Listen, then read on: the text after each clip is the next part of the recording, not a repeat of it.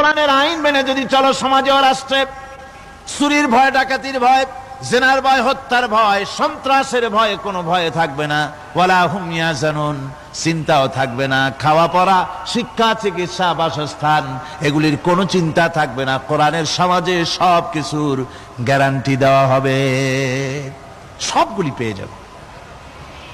এখন যদি আবার প্রশ্ন করা হয়, কোরআন বুঝলাম তোমারে মানলে পরে সব ফায়দা হবে, তাহলে এবার জবাব দাও, তোমার ভিতরে কি রাজনীতি আছে নাকি? আমি তো মানুষ, আমার রাজনীতি করা লাগে। Man is social animal. আমরা তো জঙ্গলের পশু নই, আমরা তো মানুষ। আমাদের সমাজ আছে, আমাদের পৌর নির্বাচন আছে, আমাদের জাতীয় নির্বাচন আছে, আমাদের কলকারখানা আছে, জমিন আছে, আমাদের রাজনীতি, অর্থনীতি, সমাজনীতি আছে, পারিবারিক নীতি আছে, অনেক নিয়ম মালা আছে, নিয়ম নীতি আছে। তোমারে মানলে তোমার ভিতরে কি ওগুলো আছে নাকি সে কথা বলো।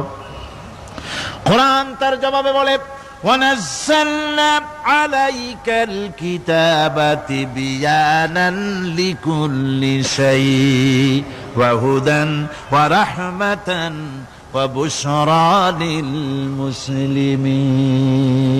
কোরআন জবাবে বলে, শুনে রাখো, শুধু অর্থনীতি সমাজনীতি নয়, শুধু রাজনীতি আর শিক্ষানীতি, যুদ্ধনীতি নয়, তোমার জীবনে যা কিছু দরকার, ইহকালে যা কিছু দরকার, পরকালে, সব কথাগুলি আল্লাহ রব্বুল আলামিন আমি কোরআনের সিনার ভিতরে খুলে খুলে বর্ণনা করে দিয়েছেন। সব কথা এ কোরআনে কারীমের ভিতরে রয়েছে। তোমার এমন কোন জিনিস নাই যা তুমি কোরআনে কারীমের মধ্যে পাবে না। তোমার সমস্ত প্রয়োজন আমার বুকের মধ্যে আল্লাহ দিয়ে দিয়েছেন।